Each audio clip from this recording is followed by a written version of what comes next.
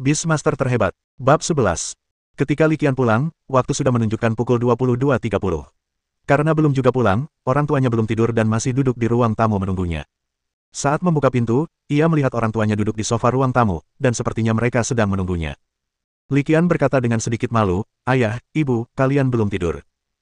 Sejujurnya, Li Qian tidak ingin orang tuanya khawatir tentang perselingkuhannya, tetapi untuk melatih Ah Fu dan membiarkannya menguasai keterampilan memanjat air terjun, dan untuk melatih Qizi dan meningkatkan tingkat keterampilan memanjat air terjunnya, dia harus keluar. Sudah larut malam dan kamu belum pulang. Bagaimana kami berdua bisa tidur? Ibu Han Yuying melambaikan tangan kepada Li Qian, memintanya duduk di sebelahnya, dan berkata dengan nada penuh perhatian. "Bu, aku baik-baik saja." Li Qian tersenyum dan menunjuk ke akuarium. "Aku membawa Ah Fu keluar. Aku ingin melatihnya dan membantunya berevolusi." Pada titik ini, nadanya kembali agak tertekan. Ah Fu sudah sangat tua. Kalau dia masih belum bisa berevolusi, mungkin umurnya tidak akan lama. Melatih Ah Fu memang tidak masalah, tapi jangan menundanya terlalu lama. Terlalu berbahaya bagi anak sepertimu untuk tetap di luar, kata Li Chengyang, sang ayah. Jangan bicara tentang orang jahat. Masih banyak hewan peliharaan liar di luar kota, dan beberapa di antaranya akan aktif menyerang manusia. Ayah, aku sudah 18 tahun, bagaimana mungkin aku masih anak-anak? Li Qian membela diri. Lagi pula, tempat tujuanku tidak jauh. Sungai Lingsui di pinggiran barat, dekat pembangkit listrik tenaga air. Ada manajer yang bertugas di sana sepanjang tahun, jadi tidak akan ada bahaya sama sekali. Pembangkit listrik tenaga air tidak jauh, tapi masih agak berbahaya. Jadi, mulai besok, sepulang kerja, aku akan membiarkan beruang di kandang itu pergi ke sana untuk melindungimu, dan kembali lagi nanti. Li Chengyang masih sedikit khawatir, jadi dia berbicara dan membuat pengaturan. Han Yuying berdiri dari sofa dan berjalan menuju dapur sambil mengungkapkan pikirannya, meskipun beruang kandangmu sudah mencapai level elit 7, ia agak lambat. Merpati kacang abu-abuku baru mencapai level elit 3, tetapi ia bisa terbang, dan jauh lebih cepat daripada beruang kandang. Ia juga bisa menangani sebagian besar situasi. Jadi, sepulang kerja, aku akan membiarkan merpati kacang abu-abu menemani Qianer. Baiklah. Li Qian tidak bisa membujuk mereka, jadi ia terpaksa setuju. Dengan begini, setidaknya mereka bisa merasa tenang. Lagi pula, setelah pulang kerja, Hui Douge tidak punya pekerjaan, jadi hal ini tidak akan memengaruhi pekerjaan ibunya. Ini adalah solusi terbaik dari dua dunia. Sangat disayangkan karena keterbatasan kondisi keluarga, baik ayah Li Chengyang maupun ibu Han Yuying, meski level Beastmaster mereka sudah mencapai level elit, bahkan ayah Li Chengyang sudah mencapai level elit 7, namun keduanya belum juga mengontrak pet kedua. Tidak ada cara lain. Belum lagi biaya pelatihan hewan peliharaan kedua, biaya untuk membeli hewan peliharaan kedua saja sudah di luar kemampuan keluarga mereka. Ngomong-ngomong, kamu belum makan malam, kan? Ibu Han Yuying masuk ke dapur dan membuka makanan yang masih mengepul di dalam panci. Li Qian mengikutinya ke dapur dan melihat makanan di dalam panci. Ia sangat lapar. Aku mengambil 2 potong roti untuk dimakan. Tapi sekarang, aku agak lapar. Terutama karena masakanmu sangat lezat. Melihatnya saja sudah membuatku lapar. Kalau kamu lapar, makanlah lebih banyak. Setelah selesai makan, taruh saja mangkuk dan sumpit di panci. Han Yuying memberi instruksi ini dan meninggalkan dapur. Li Qian tetap di dapur. Ia mengeluarkan makanan, duduk di meja kecil di dapur, dan mulai makan dengan gembira. Apakah anak ini benar-benar mempelajari evolusi koi? Tanya Li Chengyang curiga ketika melihat Han Yuying keluar dari dapur. Entah dia sedang mempelajari evolusi koi atau hanya mencoba merasakan bagaimana rasanya menjadi seorang Beastmaster, itu tidak penting.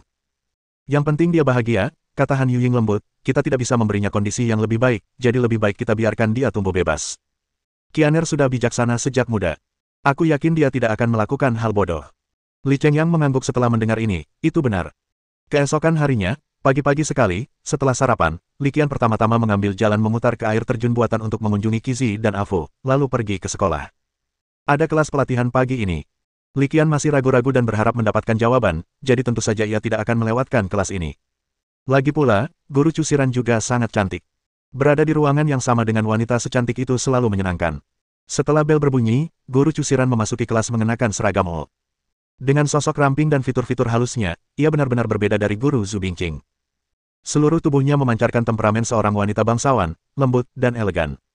Secara kebetulan, hari ini dia juga berbicara tentang pengetahuan farmasi. Sebagai pelatih, tanggung jawab terpenting kami adalah memanfaatkan semua sumber daya untuk membantu hewan peliharaan kami tumbuh dan meraih kesuksesan yang lebih besar. Suara guru cusiran bagaikan suara mata air yang jernih. Dan ramuan adalah sumber daya yang sangat penting di antara semuanya. Ngomong-ngomong, obat sebenarnya terdiri dari 2 kata, yaitu obat dan agen.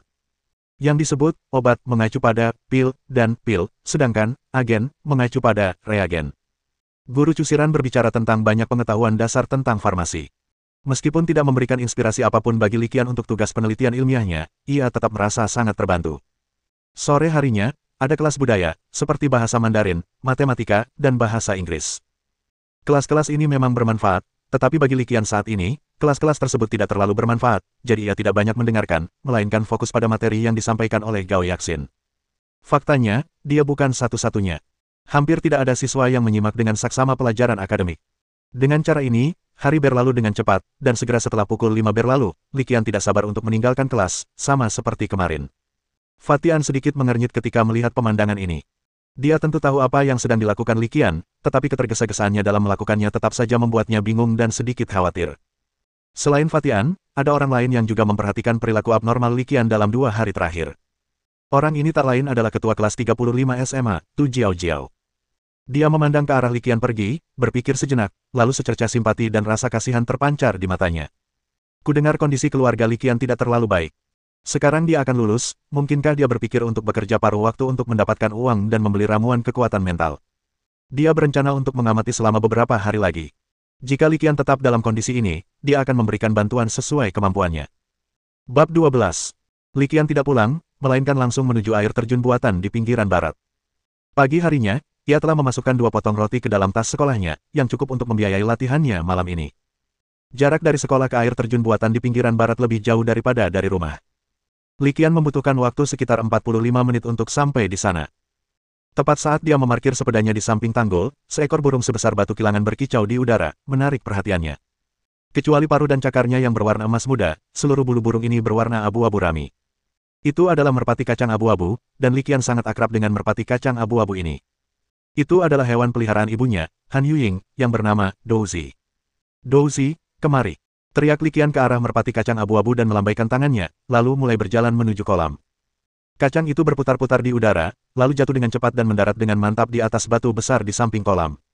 Li Qian menatap Douzi dan melemparkan mata penglihatan sejati padanya. Nama, merpati kacang abu-abu. Atribut, angin. Level elit 3. Potensi, level elit 5. Keahlian, mematuk mahir cakar, mahir bulu baja, mahir pedang angin, mahir tebasan angin ganas pemula. Melihat informasi ini, dia mengangguk. Meskipun kondisi keluarganya relatif rata-rata, berdasarkan informasi Douzi, ibunya telah melakukan pekerjaan dengan baik dalam membesarkannya. Li Qian teringat bahwa bentuk evolusi dari merpati kacang abu-abu adalah elang badai, dan potensi rasnya adalah tingkat kepemimpinan ke-9. Meskipun metode dan sumber daya yang dibutuhkan untuk evolusi merpati kacang abu-abu menjadi elang badai telah diumumkan, sumber daya yang dibutuhkan, batu Sanfeng, bernilai lebih dari 200.000. Meskipun keluarga mereka mampu membelinya, mereka enggan membelinya. Terlebih lagi, bahan-bahan yang dibutuhkan untuk evolusi Grey Bean Pigeon tidak hanya batu Sanfeng, tetapi sumber daya lainnya yang digabungkan bernilai lebih dari 150.000.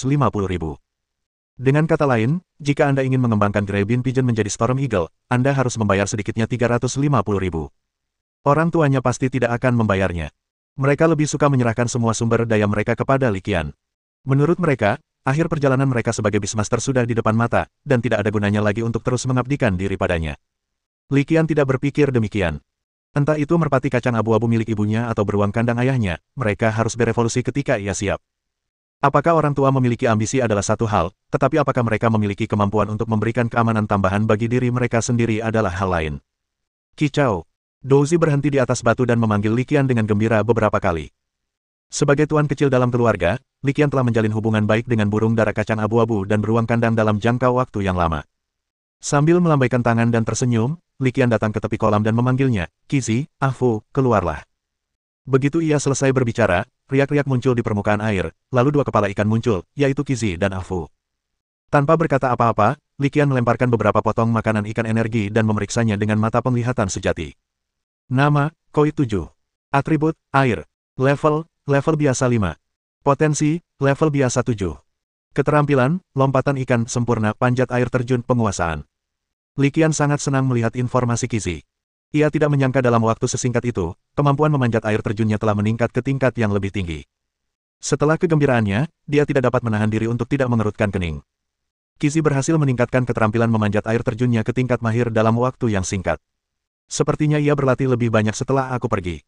Awalnya, Li Qian ingin memberi mereka beberapa pengingat lagi, tetapi mengingat tempat ini relatif terpencil dan airnya miring ke bawah, bahkan jika Qizi dan yang lainnya berlatih keterampilan memanjat air terjun, itu mungkin tidak terlihat dan mereka akan ketahuan, jadi dia tidak mengatakan apa-apa.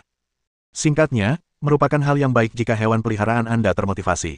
Setelah melihat pesan Qizi, Li Qian mengalihkan perhatiannya ke Ah Fu lagi. Nama, Koi Ah Fu. Atribut, air. Level biasa 3. Potensi, level biasa 7. Keterampilan, lompatan ikan sempurna panjat air terjun pemula. Qizi adalah orang yang berkemauan keras, jadi Li Qian tidak terkejut bahwa ia dapat meningkatkan keterampilan memanjat air terjunnya ke tingkat mahir. Namun, ia terkejut bahwa Ah Fu juga menguasai keterampilan ini. Namun, saat dia melihat Ah Fu berenang dengan hati-hati untuk makan, tidak berani terlalu dekat dengan Qizi, Li Qian mungkin mengerti apa yang sedang terjadi. Tampaknya selama ia pergi, Qizi tidak hanya berlatih lebih banyak sendiri, tetapi juga mengajak, atau memaksa, Ah Fu untuk berlatih lebih banyak bersama. Kalau tidak, Ah Fu tidak akan begitu takut. Qizai, ada apa? Kenapa kamu tidak makan? Li Qian sedikit bingung ketika melihat Qizai tidak langsung memakan makanan ikan energi itu. Tepat ketika Li Qian kebingungan, Qizi kembali menyelam ke dasar kolam. Tak lama kemudian, kepalanya muncul, dan di sebelahnya, terdapat kepala lain berwarna biru dan hitam. Li Qian menatap dengan saksama, lalu menemukan bahwa apa yang terekspos di atas air sebenarnya adalah kepala ikan. Setelah pengamatan singkat, Li Qian mengenali identitas ikan itu. Di bawah mata penglihatan sejati, informasinya pun terungkap. Nama, ikan garfish. Atribut, air. Level Elite 1. Potensi, komandan level 2. Keahlian, panah air sempurna, meriam air bertekanan tinggi, mahir pasang surut pemula. Saat dia melihat skill, Tide, mata Li Qian tiba-tiba melebar. Saat Eye of True Vision menyelidiki lebih dalam, informasi tentang keterampilan, Tide, juga muncul di depan matanya. Keterampilan, pasang surut. Deskripsi skill khusus yang hanya bisa dikuasai oleh hewan peliharaan berbasis air dalam kondisi tertentu. Hewan peliharaan dengan skill Tide dapat memulihkan kekuatan fisik, energi, dan luka mereka dengan cepat saat terendam air. Semakin tinggi level skill, semakin cepat pula pemulihannya. Keterampilan pemulihan pasif. Ternyata itu adalah keterampilan pemulihan pasif. Li Qian tahu betul bahwa jika seekor hewan peliharaan memiliki keterampilan pemulihan, dan keterampilan pemulihan pasif, kemampuan tempur berkelanjutannya akan meningkat secara kualitatif. Setelah pulih dari keterkejutannya, ekspresi serius muncul di wajah Li Qian. Karena dia menemukan ada sesuatu yang tidak beres dengan ikan garfish tersebut. Banyak sisiknya yang rontok, dan tampaknya ada angka di sirip punggungnya. Ekornya yang seperti burung merak ini hangus hitam, seolah tersengat listrik. His, kau masih hidup meskipun menderita luka parah. Kurasa itu tak terpisahkan dari skill tidal wave ini. Li Qian menatap Qizi yang sedang berputar-putar di sekitar ikan garfish, tampak sangat cemas. Melihat ini, Li Qian langsung mengerti apa yang sedang terjadi. Qizai, kau ingin aku menyelamatkannya. Qizi, gurgel. Meskipun Qizi tidak bisa bicara, maksudnya sangat jelas. Li Qian tanpa ragu menoleh ke arah ikan garfish. Kalau kau percaya padaku, masuklah ke bola pengendali binatang ini dan aku akan membawamu ke rumah sakit hewan. Setelah berkata demikian, Li Qian mengeluarkan bola penjinak binatang, menekan sebuah tombol, lalu seberkas cahaya melesat keluar. Ikan garfish tidak melawan dan berhasil dimasukkan ke dalam bola pengendali binatang. Qizi, Ah Fu, kalian lanjutkan latihannya. Aku akan membawa ikan garter ke rumah sakit hewan untuk dirawat. Setelah memberikan instruksi ini, ia menatap merpati kacang abu-abu dan berkata, Douzi, ayo pergi. Kacang itu berbunyi kicau dan terbang tinggi ke angkasa. Li Qian berlari cepat menuju sepeda. Hewan peliharaan yang tidak terikat kontrak tidak diperbolehkan muncul di kota, tetapi Douzi adalah hewan peliharaan yang terikat kontrak dan telah terdaftar di pusat penjinakan binatang. Oleh karena itu, ia dapat terbang di atas kota. Bab 13.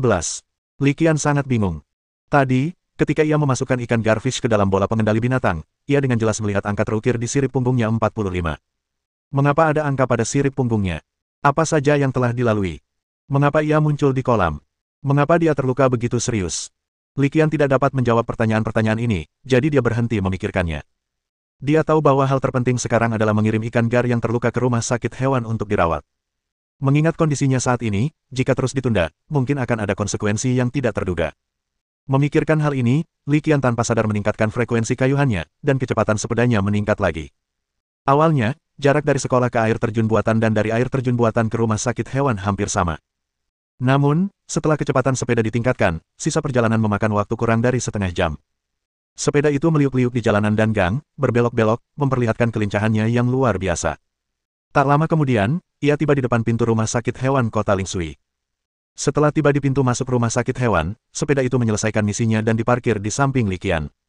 Tanpa henti, ia bergegas berlari membawa bola pengendali binatang itu.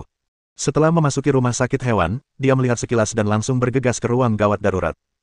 Begitu dia mendorong pintu ruang gawat darurat, Li Qian melihat seorang perawat wanita mengenakan seragam merah muda dan topi merah muda berjalan ke arahnya.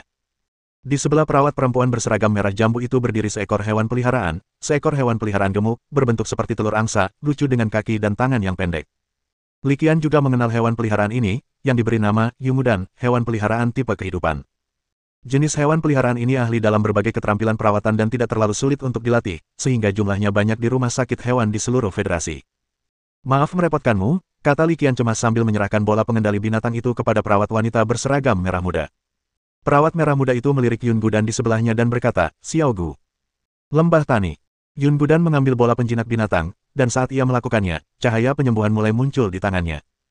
Ia dapat menyembuhkan melalui bola penjinak binatang, yang menunjukkan bahwa level keterampilan cahaya penyembuhan dari telur Yungu bernama Xiao Gu ini seharusnya tidak rendah. Jangan khawatir, kami akan melakukan yang terbaik. Perawat wanita berseragam merah muda itu menatap Li Qian dan berkata dengan serius. Setelah menyerahkan bola penjinak binatang berisi ikan garfish kepada Yun Gudan, Li Qian meninggalkan ruang perawatan darurat.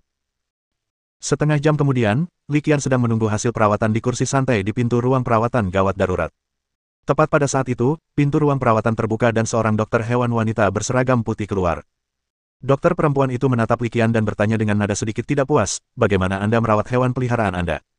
Mengapa Anda membiarkannya mengalami cedera serius? Li Qian tidak berniat berdebat dengan dokter perempuan itu. Ia segera menjelaskan, dokter, Anda mungkin salah paham. Ikan garfish ini bukan hewan buruan saya. Saya baru saja menemukannya ketika saya pergi ke sungai untuk melatih hewan saya. Melihat lukanya yang parah, saya mengirimnya ke sini. Sikap dokter perempuan itu langsung berubah setelah mendengar ini. Jadi, itu hewan peliharaan liar. Tapi luka-lukanya bukan karena berkelahi dengan hewan peliharaan lain. Atau lebih tepatnya, tidak sepenuhnya. Li Qian bingung. Dokter, apakah kondisi ikan garfish itu sangat buruk? Ini jelas bukan hal yang optimis. Ada 7 luka yang terlihat, kata dokter perempuan itu sambil mengerutkan kening. Ini bukan yang paling fatal. Masalah terbesarnya ada di dalam tubuhnya. Ia menelan bubuk tulang naga dalam jumlah besar, menyebabkan energi terakumulasi di dalam tubuhnya dan kemudian mengamuk. Jika kau tidak menyelamatkannya tepat waktu, akibatnya akan sangat buruk. Li Qian sedikit khawatir, bisakah disembuhkan? Tidak ada masalah untuk menyembuhkannya, tapi mungkin butuh waktu lama, mungkin lebih dari sebulan. Dokter perempuan itu memandang Li Qian, dan biayanya juga menjadi masalah. Biaya perawatannya mungkin melebihi 100.000 yuan. Karena ini hewan liar, rumah sakit kami akan menanggung biayanya. Namun, setelah perawatan selesai, ia harus dikirim ke pusat penyelamatan hewan peliharaan. Jika Anda ingin tertular atau menerimanya, Anda harus membayarnya. Li Qian mengangguk setelah mendengar ini, aku perlu memikirkannya. Akhirnya, Li Qian meninggalkan rumah sakit hewan dengan cemberut dan pikiran mendalam. Potensi ikan garfish sangat tinggi. Jika memungkinkan, ia tentu ingin menerimanya. Sekalipun ia tidak menandatangani kontraknya sendiri, menyerahkannya kepada orang tuanya akan menjadi pilihan yang baik. Namun, ia sangat membutuhkan uang sekarang dan tidak tahu apakah itu cukup. Jika ia menghabiskan 100.000 atau lebih dan terjadi kekurangan, ia tidak akan mampu membeli sumber daya evolusi koi, yang akan memalukan. Akan tetapi, jika Anda tidak memanfaatkan kesempatan ini untuk mengambilnya, kemungkinan besar ia akan dikontrak oleh Beastmaster lain setelah tiba di pusat penyelamatan. Pusat penyelamatan di dunia pengendalian binatang ini agak mirip dengan panti asuhan di masyarakat manusia. Selama persyaratan terpenuhi, sejumlah uang dibayarkan, dan hewan peliharaan tidak keberatan, kontrak adopsi dapat ditandatangani. Jika ikan garfish ini dikontrak oleh Beastmaster lain, Li Qian akan merasa sedikit menyesal. Ia muncul di kolam dan diselamatkan olehku. Mungkin ini takdir. Begitu dia keluar dari rumah sakit hewan, Li Qian membuka panel tugas. Kemajuan tugas saat ini 99%. Ya, tadi, ketika dokter wanita itu menyebutkan bubuk tulang naga, kemajuan tugas penelitian ilmiah metode evolusi koi meningkat sedikit. Li Qian juga tahu tentang sumber daya seperti bubuk tulang naga. Meskipun dapat merangsang garis keturunan naga, efeknya relatif rata-rata. Di antara banyak sumber daya naga, ia dianggap sebagai salah satu yang lebih murah. Namun saya tidak menyangka kalau itu ternyata salah satu sumber daya evolusi yang dibutuhkan koi. Namun, ia secara tidak sengaja menemukan sumber daya evolusi, dan mengapa kemajuan misi hanya meningkat sebesar 1% membuatnya sedikit bingung. Li Qian menjadi semakin bingung tentang tugas penelitian ilmiah ini, evolusi koi. Secara logika, ramuan anggrek darah dan bubuk tulang naga, yang satu adalah ramuan yang merangsang garis keturunan naga barat, dan yang lainnya adalah bubuk yang merangsang garis keturunan naga timur. Kedua sumber daya ini tidak dapat digunakan bersamaan, tetapi tugas ini membutuhkan keduanya. Karena tidak dapat menemukan jawabannya, Li Qian berhenti memikirkannya. Bagaimanapun, hal-hal ini akan diketahui cepat atau lambat, dan faktanya, dia sudah punya inspirasi sekarang. Li Qian ingat bahwa atribut naga sisik hijau adalah air dan angin. Koi sudah memiliki atribut air. Bubuk tulang naga dan ramuan anggrek darah adalah ramuan yang merangsang garis keturunan naga. Jadi, dari mana atribut angin berasal? Tidak mungkin itu muncul begitu saja, bukan? Oleh karena itu, agar Koi berevolusi menjadi naga bersisik hijau, ia pasti membutuhkan setidaknya satu sumber daya jenis angin. Yang perlu dilakukan Li Qian adalah menemukan sumber daya angin seperti ini. Kali ini, dia benar-benar merasakan bahwa naga bersisik hijau dengan potensi setingkat penguasa sedang mendekatinya. Bab 14. Karena perawatannya mungkin memakan waktu lebih dari sebulan, Li Qian tidak bisa dan tidak bisa terus menunggu di rumah sakit.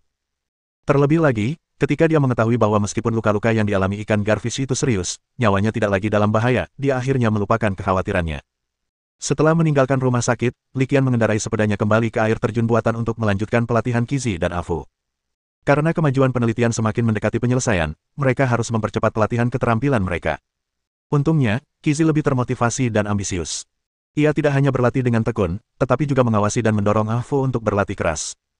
Li Qian sangat menyukai persaingan sehat seperti ini di dalam tim. Tradisi baik ini harus dipertahankan.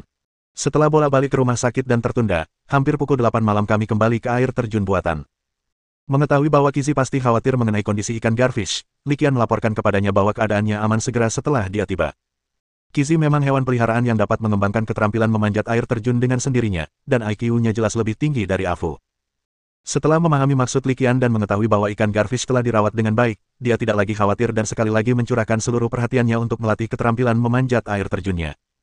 Melihat kedua ikan itu fokus berlatih, Li Qian tidak membuang waktu. Ia terus mempelajari pengetahuan beternak dan mengeluarkan tabletnya untuk memeriksanya. Saat itulah, ia menyadari bahwa seseorang telah membuat topik di situs web forum peternak tertentu untuk membahas evolusi koi. Meskipun ia tahu bahwa internet penuh dengan orang-orang yang beragam, dengan banyak orang yang tidak memenuhi syarat dan sedikit orang yang benar-benar berbakat, Li Qian tetap mulai menjelajah dengan ide untuk mencoba peruntungannya. Para penjawab mengatakan berbagai macam hal. Beberapa orang secara langsung menyangkal adanya jalur evolusi yang pasti antara ikan koi dan naga bersisik biru, dan meyakini bahwa evolusi yang kita lihat sekarang hanyalah kasus individual dalam keadaan ekstrim. Apa yang Anda katakan masuk akal dan memiliki bukti yang bagus. Meskipun Li Qian tidak setuju dengan pandangan mereka, setidaknya dia merasa bahwa orang-orang ini memiliki level tertentu. Beberapa balasannya omong kosong belaka. Mereka percaya bahwa agar koi berevolusi menjadi naga bersisik hijau, ia perlu memakan rumput bersisik hijau. Hal ini karena nama naga sisik hijau mengandung kata, skala hijau, jadi harus digunakan rumput sisik hijau. Logika macam apa ini? Nama logika. Li Qian tidak dapat menahan tawa ketika melihat balasan semacam ini.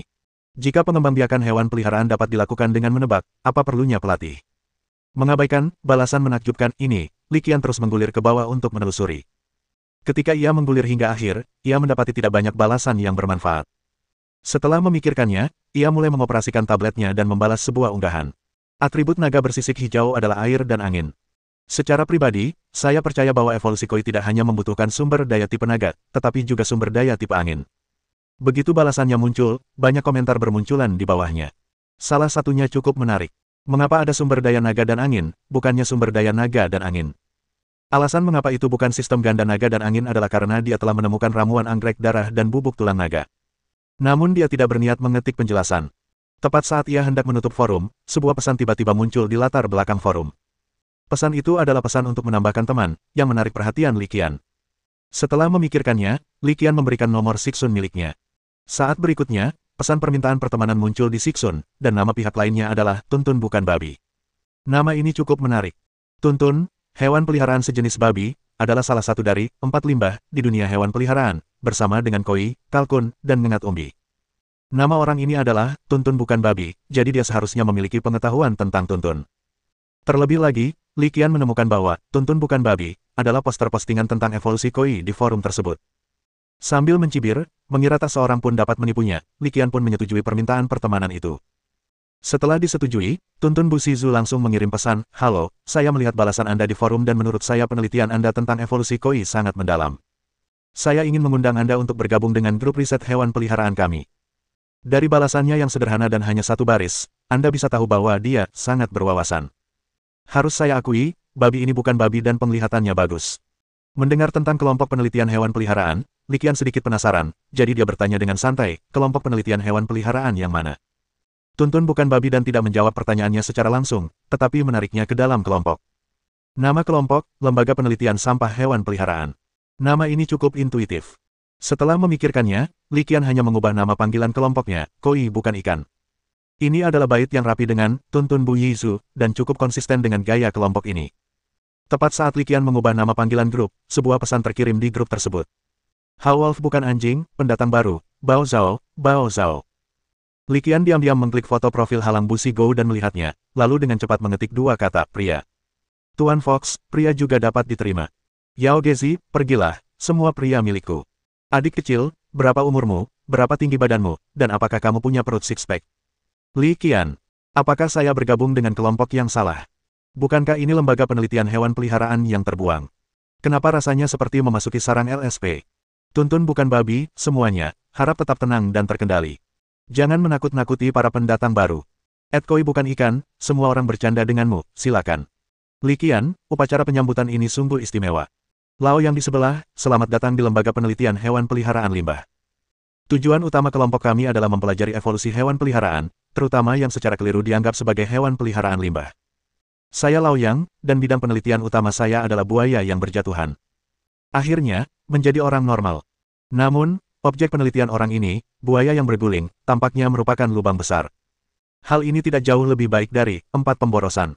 Satu-satunya jenis yang telah berevolusi, buaya air, hanya memiliki potensi level Elite 8, dan biaya evolusinya sangat tinggi. Biaya evolusi buaya air cukup untuk membeli hewan peliharaan dengan potensi rendah, sehingga efektivitas biaya evolusinya sangat rendah. Setelah memikirkannya, Li Qian mengetik sebaris kata. Halo semuanya, nama saya Koi. Saya cukup tertarik dengan ikan koi. Mohon bantuannya untuk saya di masa mendatang. Pengenalan standar. Peri mayat melompat, Koi, makhluk ini benar-benar menipu. Meskipun ada naga sisik hijau yang berevolusi, aku masih belum mengerti bagaimana ia berevolusi. Koi, apakah kamu sudah menemukan sesuatu? Li Qian memikirkannya dan kemudian menjawab, aku telah mendapatkan sesuatu, tetapi aku terjebak pada suatu masalah. Tuan Fox, apa masalahnya? Li Qian tidak menyembunyikan apapun dan langsung menyatakan dilema terbesarnya. Setelah beberapa waktu meneliti, saya telah menemukan beberapa faktor kunci evolusi koi. Saya dapat memastikan bahwa evolusinya tidak hanya membutuhkan sumber daya tipe naga, tetapi juga sumber daya tipe angin. Saya pada dasarnya telah menguji sumber daya tipe naga, tetapi saya belum punya ide untuk sumber daya tipe angin. Mungkin aku bisa membantumu mengatasi masalah ini. Li Qian baru saja selesai bicara ketika Tuntun Bu Shizu memberikan balasan langsung di saat berikutnya. Li Qian melihat balasannya. Meskipun ia merasa Tuntun tidak bisa membantunya, ia tetap menerimanya. Terima kasih banyak, Tuntun. Bab 15. Di sebuah villa terpisah di kawasan pemukiman mewah di kota Guanxi, Provinsi Siping. Seorang gadis mungil, tingginya sekitar 1,55 meter, dengan wajah oval standar, sedikit gemuk seperti bayi, dan rambut kuncir kuda kembar, sedang memegang telepon genggam, sambil memikirkan sesuatu dengan serius. Setelah beberapa saat, seolah-olah dia sudah menemukan sesuatu, dia mengambil keputusan, keluar dari grup obrolan Siksun di layar ponselnya, dan menelepon tanpa ragu-ragu. Telepon hanya berbunyi 2 kali sebelum diangkat. Gadis itu berkata dengan suara yang agak polos, "Ayah, sudah makan malam." Di ujung telepon yang lain, terdengar suara seorang pria setengah baya yang agak ramah, "Ya, saya sudah makan." Padahal, waktu itu sudah hampir pukul 8.30 malam. Bagaimana mungkin kita belum makan malam di jam segini? Namun, pria parubaya di ujung telepon tidak menunjukkannya, melainkan dengan sabar mengobrol dengan putrinya. Ayah belum pulang selama seminggu. Ibu juga sangat sibuk, berangkat pagi-pagi dan pulang malam. Seluruh rumah sepi, kata gadis itu agak kesal. Suara pria parubaya itu terdengar lagi dari gagang telepon, akhir-akhir ini aku sibuk dengan banyak proyek penelitian. Jadi, ayah janji aku akan kembali beberapa hari lagi. Setelah dengan santai mengumbar janji yang tak yakin bisa ia tepati, pria parubaya itu mulai mengganti topik. Ngomong-ngomong, waktu tersisa tak banyak lagi sampai ujian masuk perguruan tinggi. Apa kau yakin? Kalau kamu nggak ngomongin itu, aku kira kamu udah lupa. Gadis itu cemberut, dan rasa kecewanya sepertinya nggak berkurang banyak. Setelah menggoda ayahnya, ia akhirnya menjawab, nadanya terdengar percaya diri. Jangan khawatir, aku sudah membangkitkan dimensi penjinak binatang, dan aku berprestasi di mata pelajaran lain. Aku pasti tidak akan kesulitan masuk ke salah satu dari 8 universitas terbaik di federasi. Gadis itu mengatakannya dengan ringan, tetapi pada saat ini, jika ada orang luar yang hadir, mereka pasti akan terkejut, karena 8 besar yang disebutkan oleh gadis itu bukan hanya 2 kata sederhana, tetapi mewakili keberadaan 8 universitas penjinak binatang terbaik di seluruh federasi Dongxia. Kecuali Universitas Beastmaster Kyoto dan Universitas Beastmaster Zhonghai, yang sedikit lebih unggul, 6 lainnya, Universitas Beastmaster Jiangnan, Universitas Beastmaster Kansai, Universitas Beastmaster Suecheng, Universitas Beastmaster Mizu, Universitas Beastmaster Zongyuan, dan Universitas Beastmaster Sazu, semuanya adalah Universitas Beastmaster teratas di provinsi masing-masing, dan merupakan tempat belajar yang hanya dapat diimpikan oleh sebagian besar siswa sekolah menengah Beastmaster. Namun saat ini, jika seorang gadis yang mengatakannya, itu seperti dia hanya menyatakan hal sepele seperti makan atau minum air. Pria parubaya itu tidak ragu. Ia tahu betul bahwa karena putrinya berkata begitu, ia pasti bisa melakukannya.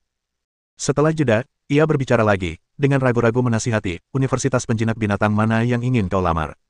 Sebenarnya, Universitas Penjinak Binatang Kansai kami sangat bagus. Anda seorang profesor di Sekolah Tinggi Kultivasi Universitas Kansai Beastmaster, jadi wajar saja kalau Anda bilang bagus, tapi saya tidak berniat memilihnya. Gadis itu tidak berniat mendengarkan dan langsung menolak nasihat pria parubaya itu, Universitas Kansai Beastmaster tidak cocok untuk saya. Lagi pula, saya yakin Anda tidak ingin saya terus berada di bawah asuhan Anda. Universitas Master Binatang Kansai adalah salah satu dari 8 universitas besar. Kenapa tidak cocok untukmu? Pria parubaya itu tidak menyerah. Ia terus membujuknya, tetapi di saat yang sama ia sedikit bingung. Gadis itu berkata terus terang, Universitas Master Binatang Kansai lumayan 12 tahun yang lalu, tapi beberapa tahun terakhir ini, keadaannya semakin memburuk. Baik dalam hal pertarungan maupun pelatihan, selain jurusan mayat hidup, tidak ada prestasi yang menonjol. Di antara 8 perguruan tinggi besar, universitas ini hampir berada di posisi terbawah. Lagi pula, aku tidak ingin mempelajari jurusan mayat hidup, jadi.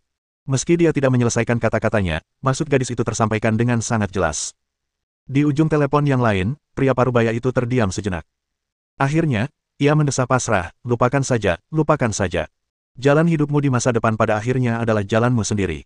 Ayah tidak akan memberimu terlalu banyak nasihat. Saya yakin Anda akan menanggapi masalah ini dengan serius dan bertanggung jawab atas masa depan Anda sendiri. Setelah mengatakan itu, nadanya tiba-tiba berubah, dan suaranya tiba-tiba menjadi sedikit jenaka. Ngomong-ngomong, kamu meneleponku malam ini, seharusnya bukan hanya untuk membahas masalah ini, kan? Ayah benar-benar jeli. Mendengar hal itu, gadis itu langsung menyanjungnya. Katakan padaku, ada apa? Pria parubaya itu sangat senang dengan sanjungan putrinya. Saya dengar sebelumnya bahwa Universitas Zoologi Kansai juga tampaknya telah mempelajari evolusi koi. Gadis itu mulai menjelaskan tujuan sebenarnya dari panggilan telepon malam itu.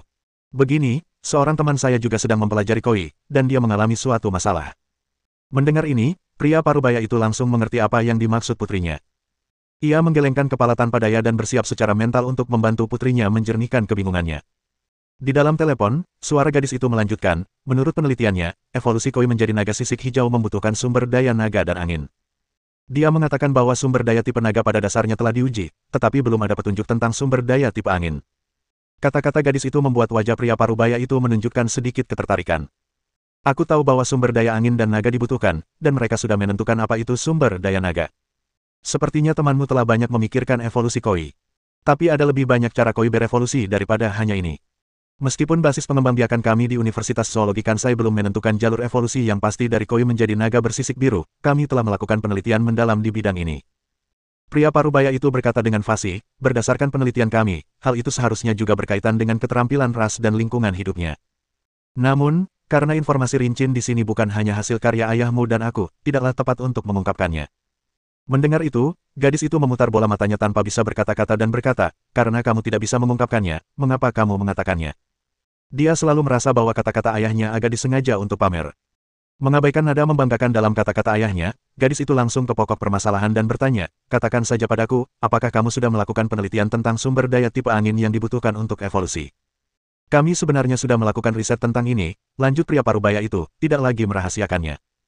Saat ini, sumber daya angin yang memiliki dampak terbesar pada energi koi adalah buah lonceng angin dan embun giok angin emas.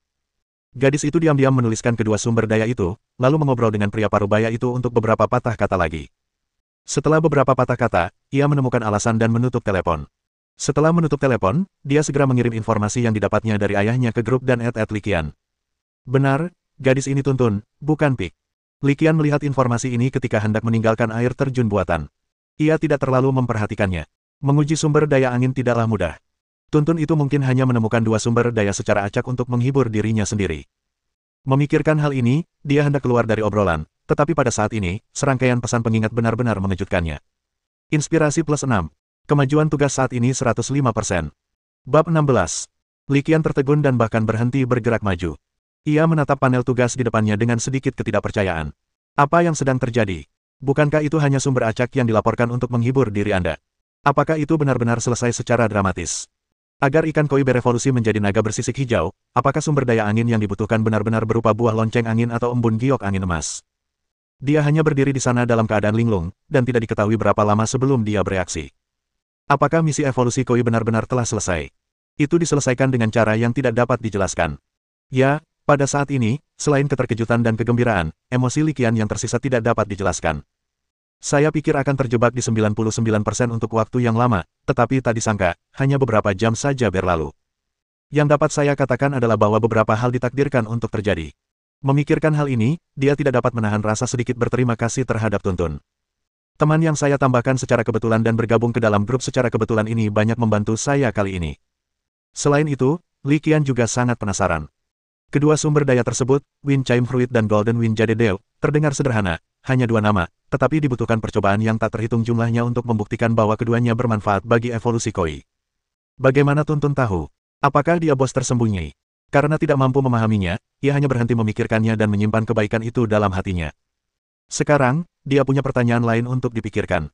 Mengapa tingkat penyelesaiannya 105%? Mengapa tidak 100%? Dikatakannya sedang berpikir, tetapi sebenarnya itu juga konfirmasi, membenarkan dugaan dalam benaknya. Jalur evolusi Koi tidak terbatas pada naga bersisik hijau. Mungkin ada dua rute evolusi yang pasti. Salah satunya adalah menggunakan bubuk tulang naga, buah lonceng angin atau embun giok angin emas untuk berevolusi menjadi naga bersisik hijau, dan yang lainnya adalah menggunakan ramuan anggrek darah dan ramuan tak dikenal untuk berevolusi menjadi binatang peliharaan tak dikenal. Hanya situasi ini yang dapat menjelaskan mengapa tingkat penyelesaian tugas adalah 105%. Hanya situasi ini yang dapat menjelaskan mengapa evolusi Koi membutuhkan bubuk tulang naga dan ramuan anggrek darah. Karena penelitian mengenai rute evolusi dari Koi ke naga sisik hijau telah selesai, tetapi rute evolusi yang lain belum selesai. Tepat saat dia berkonsentrasi berpikir, informasi misi muncul lagi.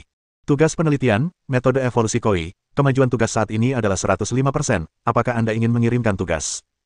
Setelah melihat pesan ini, Li Qian memikirkannya sejenak, lalu menggelengkan kepalanya dan berkata dalam hatinya, tidak. Sekarang, tidak perlu terburu-buru untuk menyerahkan tugas. Saya harus mencobanya sendiri dan melihat apakah saya dapat menemukan jalur evolusi kedua untuk Koi. Yang paling penting adalah bahwa baik Kizi maupun Afu belum mencapai persyaratan evolusi. Jadi tidak perlu terburu-buru. Jika Kizi dan Afu memenuhi persyaratan evolusi, maka tidak akan terlambat untuk menyerahkan tugas jika mereka belum menemukan rute evolusi kedua untuk Koi. Setelah mengambil keputusan, Li Qian tidak membuang waktu lagi. Dia mengayuh sepedanya dan langsung pulang. Tidak ada yang terjadi dalam semalam. Keesokan harinya, Li Qian sama seperti biasanya. Pergi ke sekolah sesuai rencana. Kelas pagi adalah kelas meditasi. Karena sudah mendekati waktu wisuda dan sebagian besar siswa di kelas belum bangun, semua orang mengikuti kelas pagi dengan sangat serius. Li Qian bahkan melihat beberapa siswa memiliki ekspresi cemas di wajah mereka. Jelaslah mereka mulai khawatir. Kalau kamu tidak bangun sebelum lulus, masa depanmu di dunia ini akan sangat bergelombang. Tidak seorang pun ingin menghadapi situasi ini. Meskipun Li Qian telah menyelesaikan kebangkitannya, itu baru berlangsung 3 hari, dan dia masih perlu menggunakan meditasi untuk mengkonsolidasikan kekuatan mentalnya, jadi dia menyelesaikan kelas pagi dengan cermat.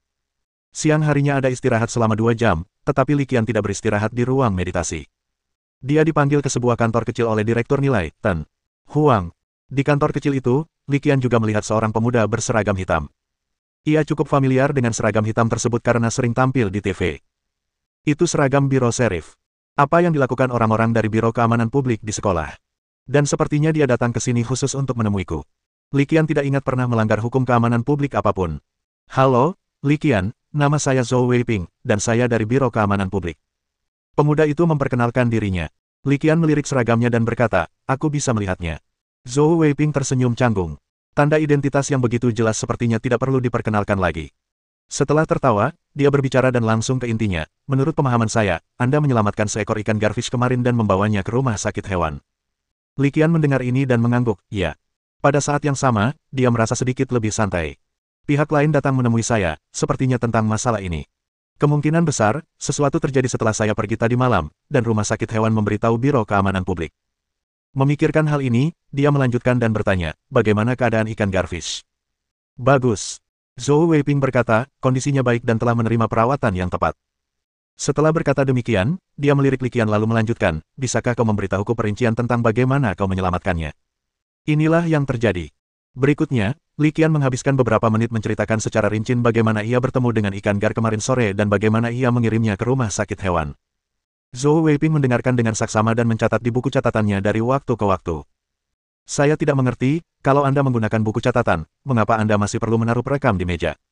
Setelah menyelesaikan pernyataannya, Li Qian tidak berkata apa-apa lagi. Dia menatap Zhou Weiping, dan maksudnya sangat jelas, apakah ada pertanyaan lainnya? Jika tidak, dia harus bergegas kembali ke ruang meditasi. Walaupun aku sudah terbangun, waktunya masih sempit dan tidak bisa disia-siakan. Zhou Weiping mengerti maksud Li Qian, berpikir sejenak, lalu bertanya lagi, kamu bilang kamu sedang melatih hewan peliharaan di air terjun buatan dekat PLTA Xijiao. Bisakah kamu memberitahuku jenis hewan peliharaan apa yang sedang kamu latih? Li Qian melengkungkan bibirnya dan tidak bermaksud menjawab, itu tidak nyaman. Dengan baik. Sekarang, Zhou Weiping menjadi orang yang malu. Sebenarnya bukan Li Qian yang tidak mau menjawab, melainkan dia tidak mau dipandang aneh. Bagaimana menjawab pertanyaan ini? Pergi melatih koi. Apa tujuan melatih koi? Biarkan koi berevolusi. Jika Anda mengatakan kebenaran, orang lain mungkin menganggap Anda gila. Baiklah, tidak masalah jika kamu tidak menjawabnya. Zhou Weiping tersenyum canggung, ada pertanyaan lain. Apakah kamu melihat angka-angka di punggung ikan garfish itu? Kata-kata Zhou Weiping membangkitkan minat Li Qian. Jadi begitu. Ia melanjutkan topiknya dan bertanya, saya penasaran, mengapa ada angka seperti itu di sirip punggungnya, dan siapa yang mengukirnya di sana? Zhou Weiping mengerutkan kening tanpa sadar ketika mendengar ini. Setelah hening sejenak, ia berkata perlahan, aku tahu kau sudah bangun. Bahkan jika aku tidak memberitahumu tentang ini, kau akan mengetahuinya setelah kau tiba di Universitas Penjinak Binatang. Jadi, sebaiknya aku memberitahumu. Aku ingin tahu apakah kamu pernah mendengar tentang kultus Dewa Hitam. Li Qian menggelengkan kepalanya. Kultus Dewa Hitam, ini adalah pertama kali dia mendengarnya. Ada banyak informasi tentang kultus Dewa Hitam, dan sulit untuk menjelaskan semuanya sekaligus. Zhou Weiping mengingatkannya, jadi, ingatlah bahwa Sekte Dewa Hitam adalah sekte yang dibenci semua orang. Mereka menangkap hewan peliharaan dan melakukan segala macam eksperimen yang tidak manusiawi dan terlarang. Mendengar ini, raut wajah Li Qian tampak menyadari sesuatu. Ikan garfish yang tadi itu adalah subjek percobaan mereka. Mengingat penampilan ikan garfish yang menyedihkan saat pertama kali menjumpainya tadi malam, Li Qian tak dapat menahan diri untuk memikirkan hal ini. Zhou Weiping mengangguk setuju. Menurut informasi yang kami terima dari Biro Keamanan Publik, ikan garfish yang Anda selamatkan kemarin kemungkinan besar adalah subjek uji coba yang kabur dari salah satu laboratorium kultus Dewa Hitam. Alasan saya memberitahu Anda informasi ini adalah karena saya ingin Anda mengerti bahwa meskipun kultus Dewa Hitam bersembunyi dalam kegelapan seperti tikus tanah, kekuatan mereka sebenarnya sangat mengerikan. Mereka berpakaian hitam, mengenakan tudung dan topeng hantu di wajah mereka.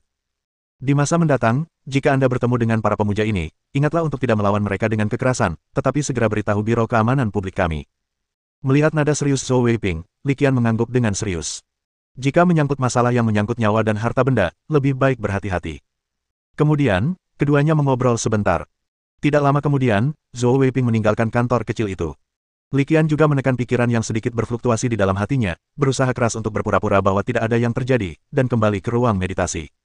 Bab 17. Dalam sekejap, setengah hari berlalu. Bel berbunyi, dan sudah waktunya pulang sekolah. Seperti biasa, Li Qian bersiap untuk segera pulang. Namun, pada saat ini, sebuah suara yang jelas dan familiar memanggilnya dari belakang, Li Qian. Li Qian berbalik dan melihat bahwa orang yang memanggilnya adalah pemimpin pasukan Tu Jiao Jiao. Melihat ini, secerca keraguan tiba-tiba muncul di matanya. Selain itu, ada sedikit rasa malu. Meskipun Li Qian tidak berpartisipasi dalam beberapa hal, yang semuanya merupakan dosa yang ditinggalkan oleh pendahulunya, bagaimanapun juga dia mewarisi semua ingatannya, dan pengalaman masa lalunya dapat dianggap sebagai jenis pencelupan alternatif. Jadi setiap kali dia melihat ketua regu Tu Jiao Jiao, dia tidak bisa tidak memikirkan saat dia diam-diam mengubah tanda tangan surat cinta Fatian dengan namanya sendiri dan mengirimkannya. Yang membuatnya merasa sedikit malu saat mengingatnya adalah karena pemimpin pasukan Tu Jiao Jiao menolaknya tanpa ragu. Dia mengatakan bahwa dia tidak berniat untuk jatuh cinta sekarang dan semua pikirannya terfokus pada karirnya sebagai penjinak binatang. Dia bahkan berinisiatif membujuknya agar berhenti berpikir terlalu banyak dan fokus pada studinya. Meskipun hal semacam ini tidak terjadi di depan umum, tetap saja hal itu agak memalukan. Oleh karena itu, Li Qian pada dasarnya tidak akan mengemukakan hal itu atas inisiatifnya sendiri, seolah-olah kejadian ini tidak pernah terjadi. Komandan Regu, ada apa? Setelah beberapa saat canggung, emosi Li Qian segera mereda. Hal-hal konyol itu dilakukan oleh pendahulu saya dan tidak ada hubungannya dengan saya. Ya, ini sedikit menipu diri sendiri. Kamu pergi terburu-buru begitu sekolah selesai beberapa hari ini. Apa terjadi sesuatu padamu? Tanya Tu Jiao Jiao, dengan nada khawatir. Saat Li Qian pertama kali mendengar suara ini, dia sedikit bingung. Apa yang sedang terjadi? Sejauh pengetahuannya, pada hari kerja, pemimpin regu Tu Jiao Jiao pada dasarnya bersikap kasar kepada semua orang. Apa gunanya tiba-tiba peduli pada diri sendiri sekarang? Tidak bertugas sebagai pemimpin regu. Kita anggap saja begitu adanya. Tidak apa-apa, ada sesuatu yang terjadi di rumah dan aku harus segera kembali. Li Qian tidak berniat menjawab, dia hanya berbohong. Saya akan segera lulus. Saat ini, jika kamu mengalami kesulitan, jangan sembunyikan dan ceritakan padaku. Kebohongan Li Qian tidak berhasil. Tu Jiao masih berbicara secara subjektif menurut pikirannya sendiri. Sambil menggaruk kepalanya, Li Qian memberikan apa yang menurutnya adalah senyuman yang cemerlang. Terima kasih atas perhatian Anda, pemimpin regu. Dia melanjutkan, tetapi saya tidak mengalami kesulitan dan masalah apapun. Alasan saya terburu-buru pulang adalah karena ada sesuatu yang terjadi di rumah, tapi itu bukan masalah besar. Tu Jiao memiringkan kepalanya dan menatap Li Qian. Ia bergumam dalam hati, lagi pula, kita sudah sekelas selama 3 tahun. Kalau kamu benar-benar kesulitan, ceritakan saja padaku. Ingat juga, jangan sembarangan menggunakan ramuan mental.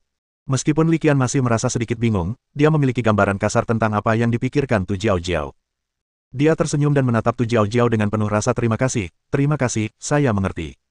Setelah jeda, dia memutuskan untuk mengungkapkan situasi sebenarnya, aku tidak akan menggunakan ramuan mental, karena aku sudah terbangun. Setelah berkata demikian, dia melambaikan tangannya dan segera meninggalkan kelas. Berdiri di sana, Tu Jiao menatap punggung Li Qian yang bergegas pergi, dan tertegun sejenak. Setelah beberapa saat, ia akhirnya bereaksi. Dia bergumam lirih, jadi, kamu juga sudah bangun. Di area parkir non-kendaraan bermotor di sebelah gedung pendidikan, Li Qian kembali menaiki sepedanya yang rusak. Sepeda itu melesat dengan kecepatan tinggi. Ketika tiba di gerbang sekolah, sepeda itu berputar indah dan berubah arah. Tepat saat Li Qian hendak melaju lurus menuju air terjun buatan, deru mesin tiba-tiba meledak di samping telinganya. Segera setelah itu, sebuah mobil sport merah menyala melaju perlahan ke arahnya. Jendela mobil terbuka, menampakkan kepala gemuk. Itu Fatian. Li Qian, kamu terburu-buru sekali akhir-akhir ini. Apa saja kesibukanmu? Tanya Fatian sambil cemberut. Bagaimana kamu bisa menghabiskan 1 jutamu jika kamu sangat sibuk? Li Qian mengatakan yang sebenarnya. Dalam arti tertentu, apa yang dikatakannya tidak salah. Baik itu melatih Kizi dan Avo, maupun mempelajari dan mengembangkan ilmu pengetahuan, semuanya demi evolusi. Evolusi bukan hanya tentang menghabiskan uang. Apa kau benar-benar sedang meneliti evolusi hewan peliharaan potensial tingkat penguasa itu? Fatian masih ragu. Kecurigaan di matanya tidak berkurang sama sekali.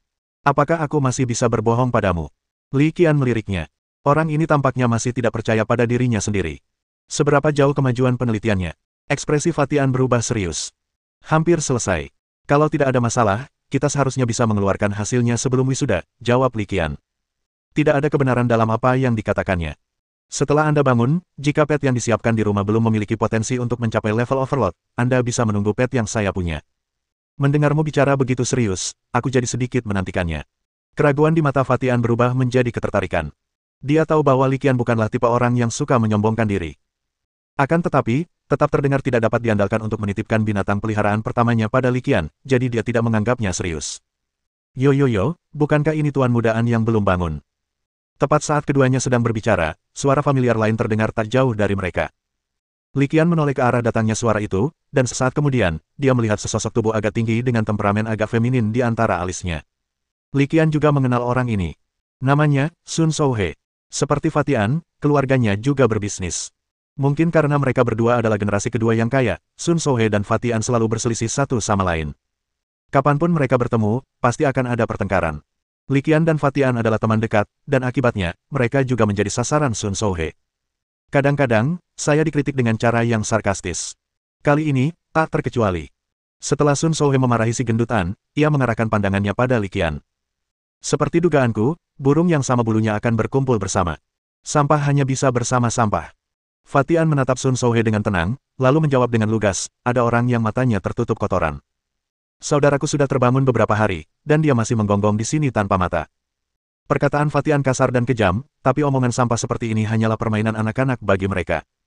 Sun Souhe tidak memperhatikan hal-hal seperti itu. Yang benar-benar membuatnya khawatir adalah apa yang baru saja dikatakan Fatian. Li Qian benar-benar terbangun.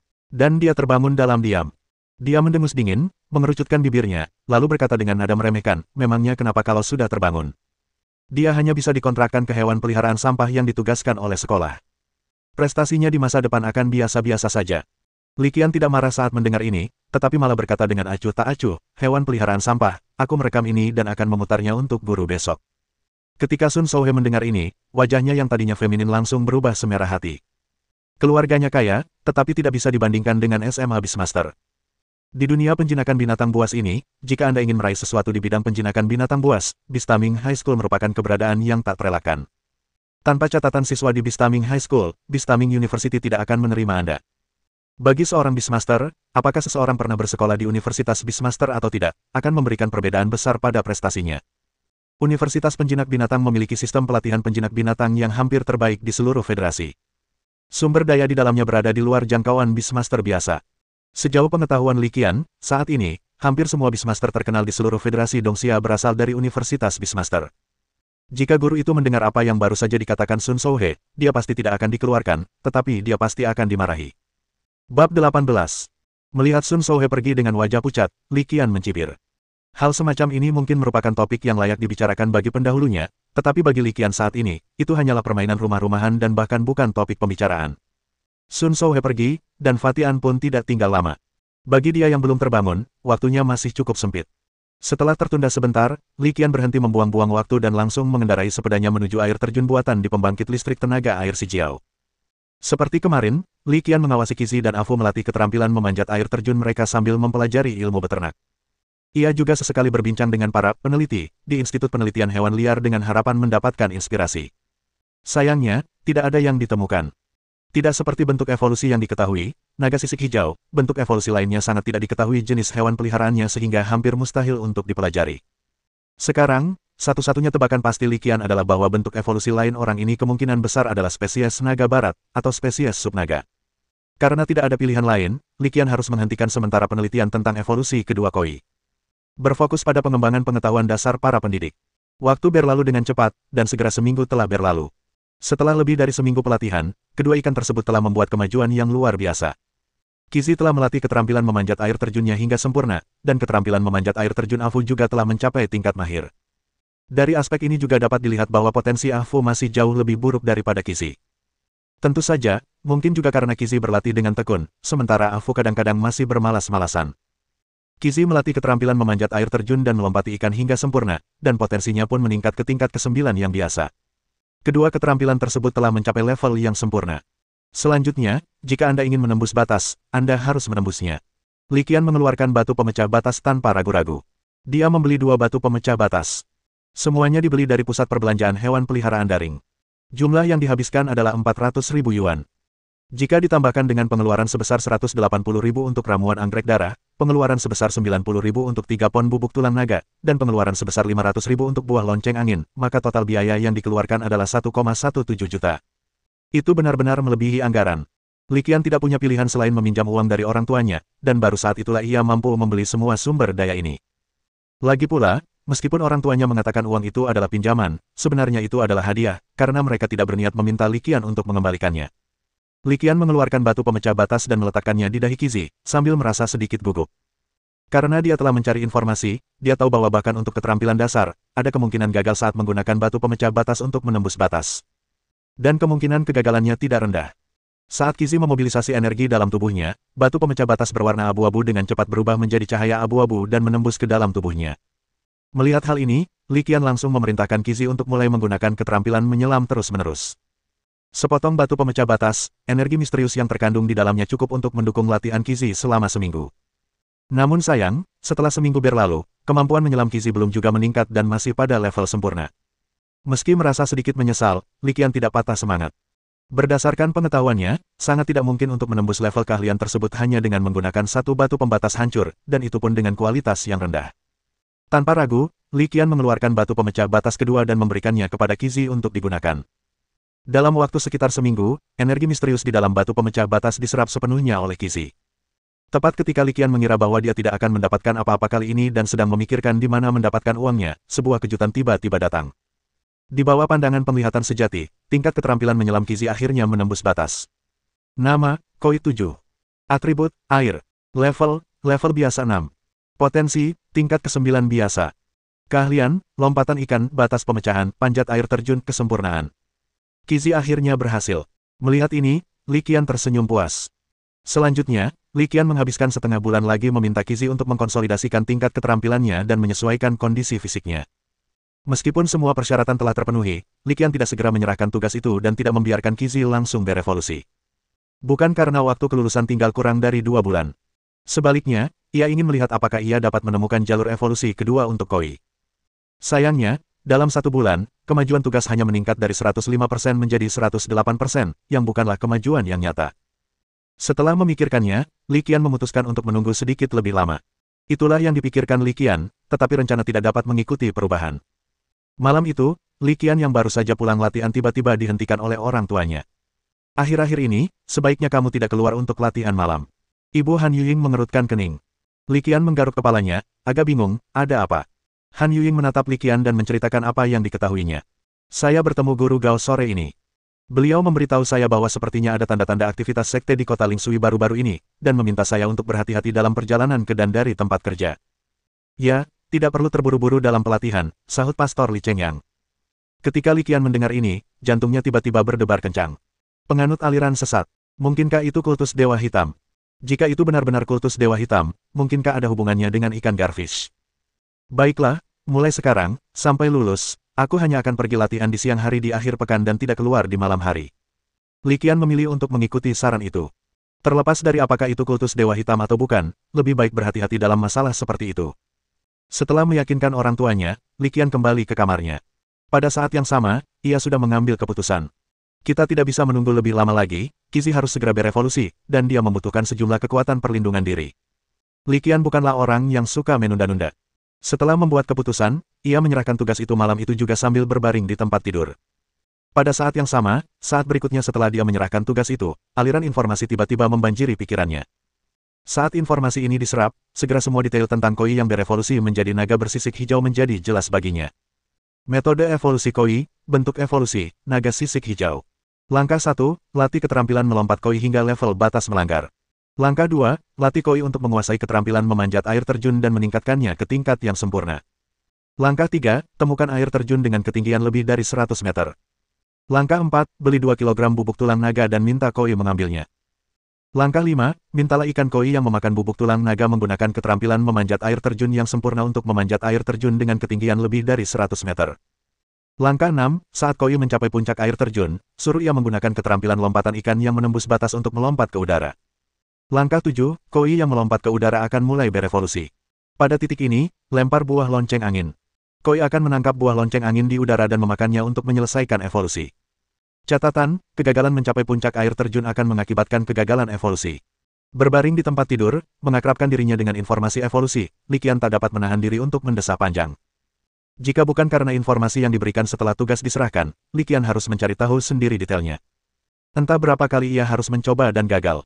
Tidak mengherankan jika banyak pelatih yang belum memahaminya setelah mempelajarinya sekian lama. Tepat ketika Li Qian hendak melihat apakah dia dapat membuat tugas penelitian ilmiah lainnya, sebuah pesan perintah pada panel tugas sekali lagi muncul di benaknya. Tugas berhasil dikirimkan, memperoleh 9 poin pencapaian. Poin pencapaian saat ini adalah 9 poin. Poin pencapaian. Apa-apaan? Apa kegunaannya? Tepat ketika Li Qian bingung, informasi tentang poin pencapaian muncul dalam pikirannya. Poin pencapaian ini sebenarnya dapat mengimbangi kemajuan tugas secara individual. Dengan kata lain, jika ke-9 poin pencapaian ini diinvestasikan dalam tugas penelitian ilmiah, tugas dengan kemajuan hanya 91% dapat mencapai 100% secara instan. Pada saat yang sama, cara memperoleh poin prestasi juga terlintas dalam pikiran. Poin pencapaian diperoleh dengan menyelesaikan tugas. Semakin tinggi tingkat penyelesaian tugas, semakin banyak poin pencapaian yang akan Anda dapatkan. Jika hanya selesai 100%, Anda hanya dapat memperoleh 1 poin pencapaian. Jika melebihi 100%, Anda akan memperoleh 1 poin pencapaian lagi untuk setiap poin persentase di atas 100%. Setelah mempelajari informasi ini, Li Qian mengerti bagaimana dia mendapatkan 9 poin pencapaian yang baru saja diperolehnya. Memikirkan hal ini, dia tidak ragu-ragu dan memulai tugas penelitian ilmiah lainnya. Tugas penelitian, cara kedua Koi berkembang. Kemajuan tugas saat ini 80%. Melihat kemajuan tugas, Li Qian tidak dapat menahan diri untuk tidak mendesah. Cara membagi satu tugas menjadi 2 tugas ini sungguh merugikan bagi saya. Bahkan jika Anda menyelesaikannya, Anda hanya akan memperoleh 1 poin pencapaian. Ini sama sekali tidak sebanding dengan misi sebelumnya. Bab 19. Li Qian sangat senang mengetahui detail spesifik evolusi dari Koi menjadi naga sisik hijau. Ia begitu tenggelam dalam pikirannya sehingga baru tertidur sekitar tengah malam. Keesokan harinya, Sabtu, hari sudah terang benderang, dan Li Qian tidak terlalu khawatir. Namun, sebelum orang tuanya berangkat kerja di pagi hari, mereka tetap mengingatkannya untuk berhati-hati saat keluar rumah. Setelah memakan sarapan peninggalan ibunya, Li Qian meninggalkan rumah sekitar pukul 9 dan langsung menuju air terjun buatan di stasiun pembangkit listrik tenaga air Shijiao. Tidak lama kemudian, ia tiba di air terjun buatan. Setelah lebih dari sebulan bergaul, Afu dan Qizi telah mengembangkan kesepahaman diam-diam satu sama lain. Bahkan ketika Li Qian tiba di kolam air, masih tidak ada reaksi apapun di permukaan air, seolah-olah itu hanyalah kolam air biasa. Setelah Li Qian bertepuk tangan 3 kali, 2 kepala ikan muncul dari dasar air. Ini adalah sinyal yang disetujui oleh dia, Qizi dan Ah Fu. Meskipun kedua ikan itu cukup cerdas, mereka tetaplah dua koi. Bahkan sinyal sesederhana itu pun membutuhkan waktu setengah hari untuk dilatih dan dikuasai. Meski sedikit merepotkan, Li Qian merasa itu semua sepadan. Baik Qizi maupun Ah Fu, meskipun potensi mereka sudah luar biasa di antara rekan-rekan mereka, mereka hanyalah dua hewan peliharaan tingkat rendah, dan mereka hanya menguasai dua keterampilan, memanjat air terjun dan melompati ikan. Tidak berlebihan jika dikatakan bahwa mereka tidak berguna. Jika seseorang mengetahuinya, seseorang mungkin secara tidak sengaja melakukan sesuatu, jadi penting untuk waspada. Belum lagi Ah Fu yang sudah bersama mereka siang malam selama lebih dari 10 tahun, bahkan Qizi pun sudah membangun fondasi emosional yang baik setelah lebih dari sebulan berlatih. Jika sesuatu yang tidak diharapkan benar-benar terjadi, dia pasti akan sedih dan kesal. Ah Fu, tugasmu hari ini adalah terus melatih kemampuan memanjat air terjunmu dan berusaha mencapai tingkat sempurna sesegera mungkin. Li Qian menatap Ah Fu dan memberi perintah. Ya, baru 3 hari lalu, keterampilan memanjat air terjun Ah Fu mencapai tingkat penguasaan. Hanya satu level lagi untuk mencapai level sempurna. Setelah lebih dari sebulan berlatih, Ah Fu telah mengembangkan refleks terkondisi untuk perintah ini dan dengan cepat memahami apa yang dimaksud Li Qian. Ia berubah menjadi garis air dan mengalir menuju air terjun. Selanjutnya kau, Qizi. Melihat Ah Fu melaksanakan perintahnya tanpa ragu, Li Qian mengangguk puas, lalu mengalihkan perhatiannya ke Qizi. Hari ini, misi latihanmu berbeda dari sebelumnya.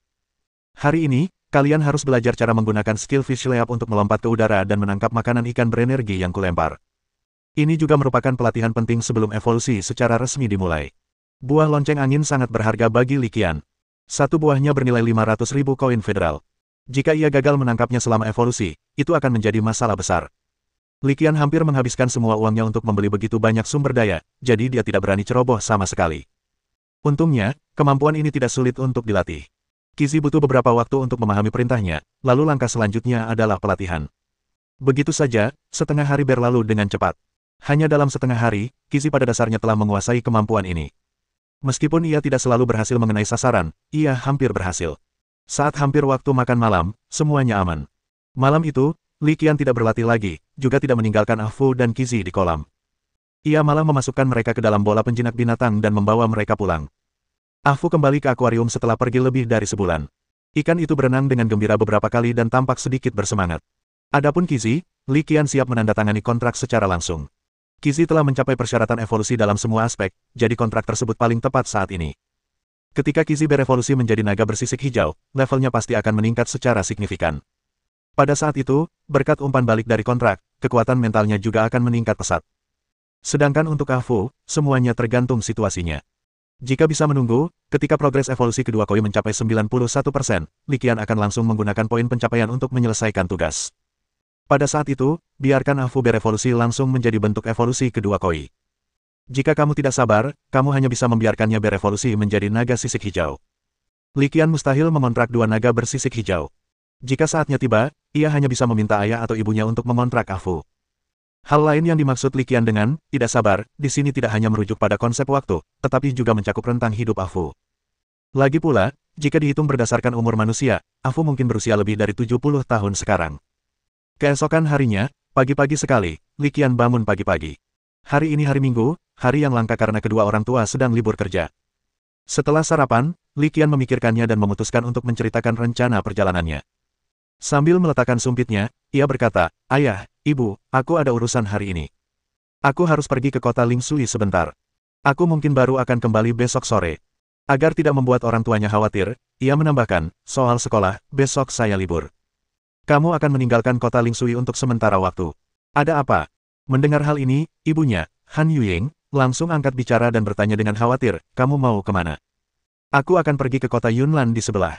Li Qian tanpa banyak berpikir dan langsung mengatakan yang sebenarnya, "Bukankah sudah kukatakan sebelumnya bahwa aku sedang belajar keras dan bercita-cita menjadi pelatih yang hebat? Baru-baru ini, aku kebetulan punya beberapa ide yang perlu kupraktikkan. Kami tidak punya tempat untuk mempraktikkannya di kota Lingsui, jadi aku hanya bisa pergi ke kota Yunlan." "Begitukah?" Pastor Li Chengyang merenungkan kata-kata itu setelah mendengarnya, lalu menatap Li Qian, "Apakah kamu membutuhkan aku untuk menemanimu?" "Tidak perlu, Ayah, Ibu, aku sudah dewasa sekarang. Tidak masalah bagiku untuk pergi keluar sendirian." Li Qian menggelengkan kepalanya. "Lagi pula, tempat tujuanku tidak jauh. Hanya butuh sekitar 2 jam dengan kereta." Untuk meredakan kekhawatiran mereka, Li Qian menambahkan, "Lagi pula, kota Yunlan jauh lebih besar daripada kota Lingsui, jadi keamanan publiknya pasti baik." Melihat Li Qian begitu bertekad, orang tuanya tidak menghentikannya. Tentu saja, perlu dipertimbangkan lebih lanjut, anak itu sudah besar, dan mau tidak mau ia harus keluar sendirian. Belum lagi masa depan yang masih jauh, pikirkan saja kehidupan mendatang di Universitas Penjinak Binatang, di mana saya harus meninggalkan rumah sendirian. Sekarang, ada baiknya kita punya kesempatan untuk berolahraga terlebih dahulu. Setelah membicarakan masalah ini dengan orang tuanya dan mendapatkan persetujuan mereka, Li Qian kembali ke kamarnya dan mengemas semua barang yang telah disiapkannya sebelumnya ke dalam tas ransel. Ayah, ibu, aku pergi. Sambil menenteng tasnya, Li Qian berpamitan kepada orang tuanya dan meninggalkan rumah. Saya baru saja sampai di pintu gedung apartemen ketika telepon seluler saya tiba-tiba berdering. Li Qian mengeluarkan ponselnya dan melihatnya. Ia tak kuasa menahan diri untuk bergumam, ini Fatian. Dia meneleponku jam segini. Ada apa? Tanpa ragu, ia menekan tombol jawab. Sambil terus berjalan menuju gerbang perumahan, ia berkata, "Hei, Fatian, ada apa? Aku mau keluar sebentar." "Apa? Kamu sudah di depan gerbang komunitas kami." "Oke, tunggu, aku akan segera keluar." 3 menit kemudian, Li Qian tiba di pintu masuk kompleks perumahan dan langsung melihat Fatian. Ia tak mungkin mengabaikan mobil sport merahnya yang terlalu mencolok dan mencolok. "Fatian, ini akhir pekan, ayo kita berhenti bermeditasi dan bicara." "Ada apa?" Ia berjalan lurus menuju lokasi mobil sport merah itu. Ketika ia mendekat dan melihat Fatian yang tampak terjebak di dalam mobil, ia bertanya sambil tersenyum. Fatian menunjuk ke kursi penumpang dan berkata dengan penuh semangat, "Ayo pergi. Aku sangat senang hari ini, aku akan mengajakmu keluar untuk bersenang-senang." Li Qian agak bingung pada awalnya, tetapi ia segera menyadari apa yang sedang terjadi. "Sudah bangun. Kakak, seleramu bagus." Si gendut An tertawa dan mengacungkan ibu jarinya, seolah memuji Li Qian, tapi sebenarnya dia sedang membual. "Tidak hari ini." Li Qian menggelengkan kepalanya, menolak mentah-mentah usulan Fatian. Ia menggoyang-goyangkan ranselnya dan menceritakan rencana perjalanannya, "Aku akan pergi ke kota Yunlan." "Kau mau ke kota Yunlan?" Fatian menatap Li Qian dengan curiga. "Ada apa?" Li Qian menepuk dadanya, lalu tersenyum misterius dan berkata, "Pergi dan saksikan kelahiran hewan peliharaan potensial tingkat overload milikku." "Apa?" Fatian tak kuasa menahan diri untuk menggaruk telinganya ketika mendengar itu.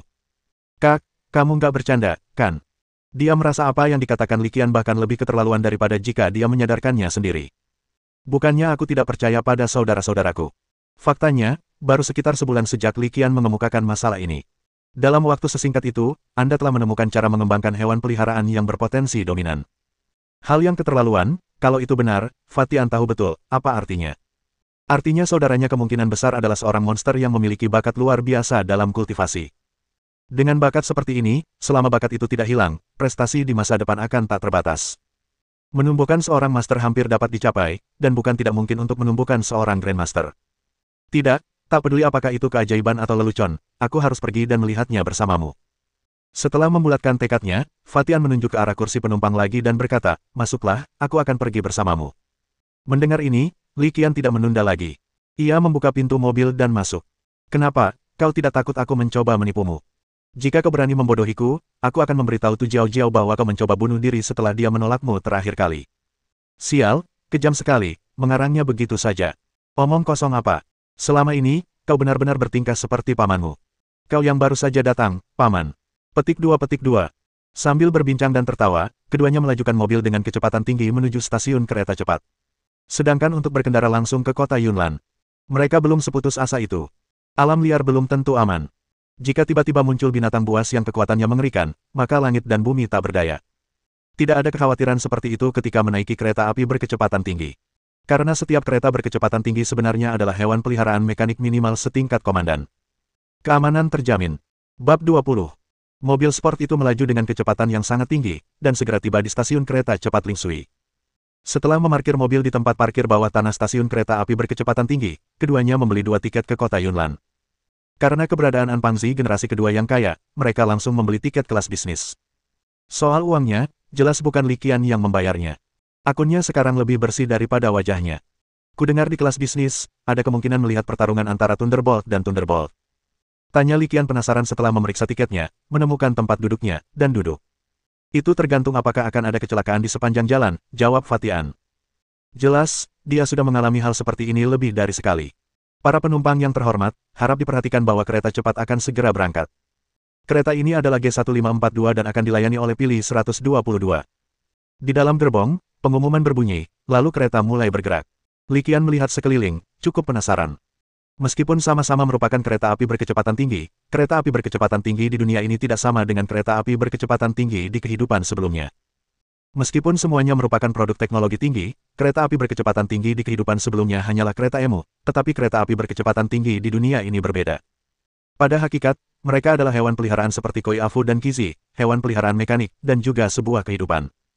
Pada saat-saat kritis, ia bahkan dapat meninggalkan kereta dan bertarung secara mandiri, yang sedikit mirip dengan kartun di buku kehidupan sebelumnya, Iron Man. Sejauh yang diketahui Li Qian, saat ini, seluruh Federasi Dongxia hanya memiliki dua model kereta berkecepatan tinggi, Thunderbolt dan Thunder. PL-122 yang mereka tumpangi kali ini adalah salah satu kereta PL. PL-122 memang hewan peliharaan mekanik setingkat komandan. Setelah dinyalakan, kecepatannya mencapai 800 km per jam hanya butuh waktu kurang dari 10 detik. Kecepatan ini telah mencapai kecepatan pesawat penumpang di kehidupan sebelumnya. Sedangkan mobil sport berperforma tinggi itu hancur dalam hitungan detik tanpa meninggalkan jejak. Kota Yunlan dan kota Lingshui adalah dua kota yang bersebelahan. Kota Yunlan adalah kota lapis pertama, sementara kota Lingshui adalah kota lapis ketiga. Karena jalur kereta api cepat tidak dibangun dalam garis lurus antara kedua tempat tersebut, kereta harus berhenti di stasiun di tengah. Kota Jizu juga berdekatan dengan kota Lingshui dan merupakan kota lapis kedua. Karena keberadaan kota Jizu, jalur kereta api berkecepatan tinggi dari kota Lingshui ke kota Yunlan sedikit melengkung, agak menyerupai busur. Stasiun kota Jizu hampir berada di titik tengah busur. Sekitar 50 menit kemudian, kereta berhenti dengan mantap di stasiun kota Jizu. Tidak ada hal tak terduga yang terjadi selama proses tersebut, jadi sayangnya, Li Qian dan Fatian tidak melihat pertempuran Thunderbolt. Terutama Li Qian. Si gendut An sudah lama terbiasa dengan hal ini dan tidak merasa menyesal. PL-122 berhenti di stasiun kota Jizu selama sekitar 5 menit. Setelah semua penumpang naik, kereta mulai lagi dan langsung menuju kota Yunlan. Tepat ketika Li Qian berpikir bahwa perjalanan kelas bisnis kereta api berkecepatan tinggi ini akan kehilangan tempat indah utama, sebuah kecelakaan terjadi. Di lintasan, seekor yak bertanduk 4 tergeletak di seberang lintasan, menghalangi jalan PL-122. Di dalam mobil, pengemudi melihat kejadian ini tetapi tidak panik. Kejadian hewan liar masuk ke rel kereta api seperti ini memang sering terjadi. Pagar di samping rel kereta api cukup bagus untuk menghalangi binatang buas biasa, tetapi jika Anda menjumpai binatang liar, tidak ada bedanya dengan tidak memilikinya. Yak bertanduk 4, berdasarkan intensitas energi yang terdeteksi oleh gelombang cahaya, levelnya seharusnya berada di sekitar level Elite 8. Saat itu, sebuah avatar aneh muncul di layar LCD di bagian depan mobil, melaporkan situasi di depan. Gunakan gelombang sonik untuk mengusir mereka dulu. Kalau tidak berhasil, kita harus bersiap bertempur. Sang kusir memberi perintah tanpa berpikir panjang. Ini juga merupakan metode respons umum yang digunakan oleh kereta berkecepatan tinggi saat bertemu hewan peliharaan liar saat bepergian. Orang-orang di dalam kereta tidak dapat merasakan gelombang suara, tetapi yak bertanduk 4 yang tergeletak di rel pasti dapat merasakannya. Ya, ia memang menyadarinya, tetapi ia tidak berniat pergi. Ia mengembik dan terus berbaring di rel kereta api. Tidak ada pilihan lain selain melawan. Melihat ini, pengemudi itu mengerutkan kening, lalu tatapannya mulai dingin. Baginya, yang terpenting adalah memastikan keselamatan semua orang di dalam mobil. Maka, ia pun bertindak, dan Pilih 122 pun menjadi peliharaannya. Pilih itu langsung melepaskan diri dari kereta, dan setelah kilatan cahaya, ia berubah menjadi robot setinggi 3 meter dengan tubuh yang mirip bagian depan kereta api berkecepatan tinggi. Robot kereta api berkecepatan tinggi muncul dan berlari dengan kecepatan yang sangat tinggi. Pukulan roket. Dengan teriakan ringan sang masinis, robot kereta api berkecepatan tinggi Thunderbolt 122 langsung melesat keluar. Bang! Tangan besi itu bersentuhan erat dengan tubuh yak bertanduk 4, dan seketika tenaga dahsyat meledak. Suara mendesing. Yak bertanduk 4 itu tidak punya waktu untuk melawan dan langsung terlempar oleh tangan besi robot kereta api berkecepatan tinggi PL-122. Ledakan. Sekitar 1 kilometer jauhnya, seekor yak bertanduk 4 jatuh seperti meteorit, menghantam tanah dan menimbulkan awan debu. Di dalam gerbong kelas bisnis, Li Qian menyaksikan seluruh proses melalui kaca satu arah khusus, dan dia tidak bisa menahan diri untuk mendecak lidahnya. Apakah ini robot kereta api berkecepatan tinggi setingkat komandan? Sungguh mengerikan. Aku penasaran apakah pukulan ini akan membunuh yak bertanduk 4 ini. Li Qian berpikir demikian, dan segera dia mendapatkan hasilnya. Karena di tengah debu, sesosok monster raksasa melesat dengan kecepatan luar biasa. Serangan robot kereta api berkecepatan tinggi Thunderbolt 122 sebelumnya memang menyebabkan luka serius, tetapi tidak fatal, dan justru membangkitkan keganasannya. Sepertinya dia sudah keras kepala. Pengemudi itu sama sekali tidak takut ketika melihat pemandangan ini. Sebaliknya, ia menggelengkan kepala dan menunjukkan ekspresi tak berdaya. Kalau begitu, aku hanya bisa mengantarmu pulang. Setelah bergumam sendiri, pengemudi itu melihat PL-122 di sampingnya dan berkata, pukul saja. Meriam laser. Saat pengemudi selesai berbicara, robot kereta api berkecepatan tinggi PL-122 mengulurkan tangannya dengan acuh tak acuh, dan laras senjata terentang dari telapak tangannya. Mulut tabung itu berkilat cemerlang, dan sesaat kemudian, seberkas cahaya melesat keluar dengan kecepatan yang luar biasa cepat. Di dalam gerbong kelas bisnis, Li Qian hampir tak sempat bereaksi. Bang! Sinar cahaya itu mengenai kepala Yak bertanduk 4. Kepala Yak itu sebesar batu kilangan dan tampak sangat kuat, tetapi saat itu ia meledak seperti balon. Kepalanya terkena tembakan meriam laser robot kereta kecepatan tinggi PL-122 dan langsung meledak, tetapi tubuh Yak bertanduk 4 itu melesat maju sejauh lebih dari 10 meter di bawah aksi inersia sebelum jatuh ke tanah dengan keras. Pemandangan ini terlihat lebih mengejutkan. Sang sopir tidak menunjukkan emosi apapun setelah dengan mudah membunuh Yak bertanduk 4 itu. Ia memerintahkan, teruslah bekerja. Kemudian, robot kereta api berkecepatan tinggi Thunderbolt 122 berputar dengan kilatan cahaya, dan tangan, kaki, dan kepalanya ditarik ke dalam tubuhnya, berubah menjadi lokomotif lagi. Lokomotif itu mengambil kembali gerbongnya, menghalangi pandangan Li Qian, dan gerbong itu mulai bergerak lagi, seolah-olah tidak terjadi apa-apa. Namun, Li Qian tahu betul bahwa baru saja seekor Yak bertanduk 4, setidaknya tingkat elitnya tinggi, telah mati. Ia hampir tak berdaya melawan robot kereta api berkecepatan tinggi itu, dan kepalanya langsung hancur berkeping-keping. Jurusan teknik mesin benar-benar menakutkan. Li Qian diam-diam bertekad bahwa jika dia punya kesempatan di masa depan, dia juga akan mengontrak hewan peliharaan mekanik. Fatian di sebelahnya tidak menunjukkan emosi apapun, mungkin karena dia pernah melihat pemandangan seperti itu sebelumnya. Bersambung.